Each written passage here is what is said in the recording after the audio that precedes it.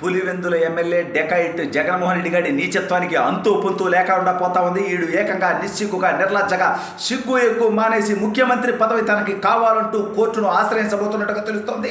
అసలు 11 స్థానాలు వచ్చినటువంటి జగన్మోహన్ రెడ్డి ముఖ్యమంత్రి స్థానాన్ని ఎలా అడుగుతాడు, ఎందుకింతటి దౌర్భాగ్యపు ఆలోచనతో చేస్తున్నాడు, కోర్టులో ఏం జరుగుతుందనేటువంటి విషయాన్ని ఈ వీడియోలో వివరించబోయే ముందుగా ఇప్పటివరకు మన ఛానల్ సబ్స్క్రైబ్ చేయని వాళ్ళు ఖచ్చితంగా సబ్స్క్రైబ్ చేయండి. ఇక విషయానికి వస్తే జగన్ ఎంతటి నీచుడో నికృష్టుడో మనందరికీ తెలుసు. తనకు 11 సీట్లు వచ్చినా వీడికి 18 సీట్లు రాకపోయినా, ప్రతిపక్ష నేత హోదా రావడానికి ఎలిజిబిలిటీ లేకపోయినా ప్రతిపక్ష నేత హోదా కావాలంటూ వీడు కోర్టుకు వెళ్ళినటువంటి విషయం రాష్ట్ర ప్రజలందరికీ తెలుసు.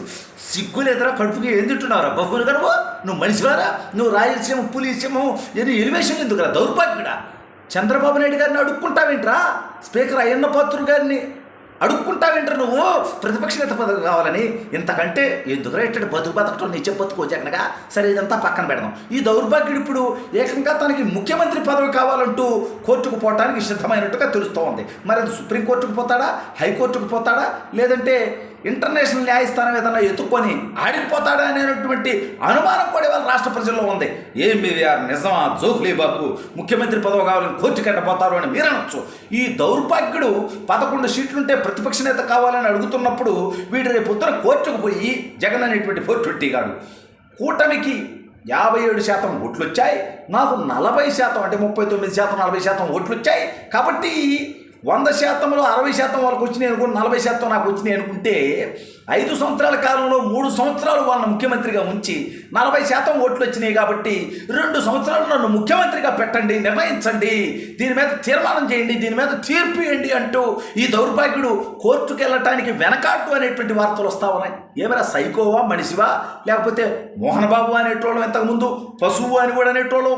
బట్టు మోహన్ బాబు అనేటువంటి వ్యక్తి ఇక అతను గురించి సబ్జెక్ట్ అనవసరం. పశువులతో పోలిస్తేనేమో నీదాంటి దౌర్భాగ్యుడితో పోల్చినందుకు ఆ పశువులు ఫీల్ అయ్యి మా మీద కేసు పెట్టేటువంటి అవకాశం ఉంటాయి. ఎందుకంటే నేను 420 నా కొడుకు కేసు పెట్టే అవకాశం లేదు. రాజకీయంగా నువ్వు సమాధి అయ్యావు, నువ్వు జీవితంలో అధికారంలోకి వచ్చేది లేదు, సచ్చేది లేదు, నీ పార్టీ ఉండేది లేదు, పెట్టేది లేదు.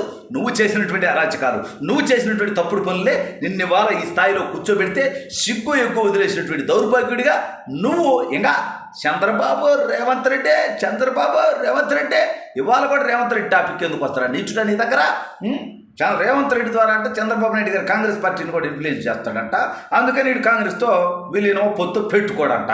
మరోవైపు బీజేపీ మొత్తం చంద్రబాబు నాయుడు గారి చేతిలో ఉందంటాడు. ఏరా ఇంకా దేశము రాష్ట్రం అంతా ఆయన చేతిలో ఉంటే నీలాంటి కృష్ణుడు బతికుంటాడా? నాకు అర్థం కావట్లే. అసలు బయట ఉంటావా నువ్వు దౌర్భాగ్యుడా? మీ బాబాయిని మీరే చంపేసుకొని సిగ్గులేదట్రా, సిగ్గులేని జగన్మోహన్ రెడ్డిగా మీ బాబాయిని మీరే చెప్పుకొని నువ్వు ఇంకా బయట ఉన్నావు కదరా. చంద్రబాబు నాయుడు గారు అన్ని వ్యవస్థలని ఒత్తిడి చేస్తే, అన్ని వ్యవస్థలను ప్రభావితం చేస్తే నువ్వు బయట ఉంటావారా? సరే, ఆ వ్యవస్థల ద్వారా నువ్వు చేసినటువంటి తప్పులు, నువ్వు ఇచ్చినటువంటి ఆధారాల ద్వారా నువ్వు పోతావు. సరే, సబ్జెక్ట్ డిబేట్ అవుతాను. ఈయన కొడుకు ముఖ్యమంత్రి పదవి అడుగుతున్నాడంట. రాష్ట్ర ప్రజలు గమనించండి, వీడికి 39% ఓట్లు ఇవ్వటం పరమ దుర్మార్గం. ఎందుకంటే ఈ రాష్ట్రానికి రాజధాని లేకుండా చేశాడు, ప్రశ్నించిన గుర్తుల మీద కేసులు పెట్టాడు, సొంత చెల్లిని పార్టీ నుంచి బయటికి పంపించేశాడు, తల్లికొన్న పదవి పీకేశాడు, ఇంకో బాబాయిని వేసేసినటువంటి వ్యక్తిని కాపాడుతూ ఇంకో చెల్లికి ప్రాణాలకు రక్షణ లేకుండా చేశాడు. ఈ రాష్ట్రంలో దళితుల్ని చంపేశాడు, బీసీలను పీకలు కోశాడు, ఎస్సీల్ని ఘోరంగా శవాలను డోర్ డెలివరీ చేశాడు, మైనార్టీలు ఆత్మహత్యలు చేసుకునేలా చేశాడు, ఎస్టీలకు ఉన్నటువంటి పథకాలన్నీ తీసేశాడు. ఇటువంటి నికృష్టుడికి ఎవరన్నా ఓటేయొచ్చా? కులం కోసం, మతం కోసం, డబ్బు కోసం, ప్రలోభాల కోసం, ప్రమోషన్ల కోసం ఈ దౌర్భాగ్యుడికి ఓటేస్తే అది రాష్ట్ర వినాశనానికి దారితీస్తుంది. వీడు సిగ్గు లేకుండా, వీడికి 11 సీట్లు వచ్చిన సిగ్గు లేకుండా వీడు పోయి ఇప్పుడు 2 సంవత్సరాలు నాకు ముఖ్యమంత్రి పదవి కావాలి, ఎందుకంటే 39% ఓట్లు నాకు వచ్చాయి అని కోర్టును ఆశ్రయిస్తున్నట్టుగా తెలుస్తోంది. వీడు ఒరే దౌర్భాగ్యుడు ఇంకా నయం రా, నాకు 40% అంటే 39% ఓట్లు వచ్చినాయి కాబట్టి 179లో 175లో నుంచి నాకు ఒక 39% సీట్లు నాకు రిజర్వ్ చేయాలా అంటే దాదాపు ఒక 60 సీట్లన్నా నాకు ఇయ్యుర్రి అని అడిగేటట్టున్నావు కదరా. సిగ్గులేనోడా, నువ్వెట్లా మనిషిగా పుట్టావురా? నాకు అర్థం కావట్లా. ఏం మనిషిరా నువ్వు? ఈ రకంగా అడుక్కుంటున్నావు, నీకేం బుద్ధి లేదంటారు. లత్కొరియా చెప్పుతో కొట్టడానికి చేతులు చెప్పు లేదురా జగనగా రెడీగా. ఒరే వీడు గతంలో అన్నమాట అసెంబ్లీ వేదికగా అటు నుంచి ఒక 5-6 మందిని కనుక చంద్రబాబు దగ్గర నుంచి నేను లాగితే కనీసం ప్రతిపక్ష నేత హోదా కూడా ఉండదు అని 23 మంది ఎమ్మెల్యేలు ఉన్నటువంటి వ్యక్తి దగ్గర నుంచి 6 ఎమ్మెల్యేలను లాగేసుకుంటాను, 17 మంది అవుతారు, అతనికి ప్రతిపక్ష నేత హోదా ఉండదు అన్నావు.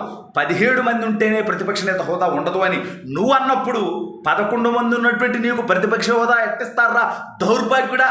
అన్నీ కనిపించట్లేదారా? సిగ్గులేనుడా, ఎందుకురా ఇట్లాంటి బతుకు బతికేది? రాష్ట్రంలో జనం మొహాన్ని ఉమ్మేసినా, జనం చీకొట్టినా సిగ్గు లేకుండా ఇంకా ఎట్టడుక్కుంటున్నారు దౌర్భాగ్యుడా. ప్రజలే నీకు ఇవ్వనటువంటి హోదాని చంద్రబాబు నాయుడు గారిని ఎట్టడుక్కుంటావురా?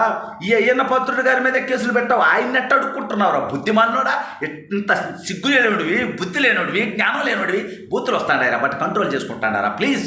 ఎందుకు రేటాడు బతుకు బతికేది నువ్వు? నీది ఒక బతుకంటరా అసలు? ఇంత నిత్యంగా ఎవడు అడుక్కోవట్లేదురా? ఇంకా నువ్వు అడుక్కున్నట్టయితేనే నాకు ఈ రాష్ట్రంలో 6 లక్షల మంది సబ్స్క్రైబర్లు ఉన్నారు, లక్షల్లో మంది నా ఫాలోవర్స్ ఉన్నారు, కోట్ల మంది నా వీడియోలు చూశారు, కాబట్టి నన్ను కూడా ఒక ఎమ్మెల్యేనో మంత్రినో చేయండి అని నేను కూడా కోర్టుకు పోవాల దౌర్భాగ్యుడు నీలంటూ చూస్తే సిగ్గుమానోడా. 2 ఏళ్ళు ముఖ్యమంత్రి పదవి ఎట్టాడుతున్నావు నువ్వు? గతంలో ఇచ్చావంటారు నువ్వు? గతంలో నువ్వు ఎట్టాగే ఉన్నావంటారు దౌర్భాగ్యుడా. ఇంత నీచానికి దిగజారుతున్నావు. ప్రజలు ఇంకా గట్టిగా బుద్ధి చెప్పాలి.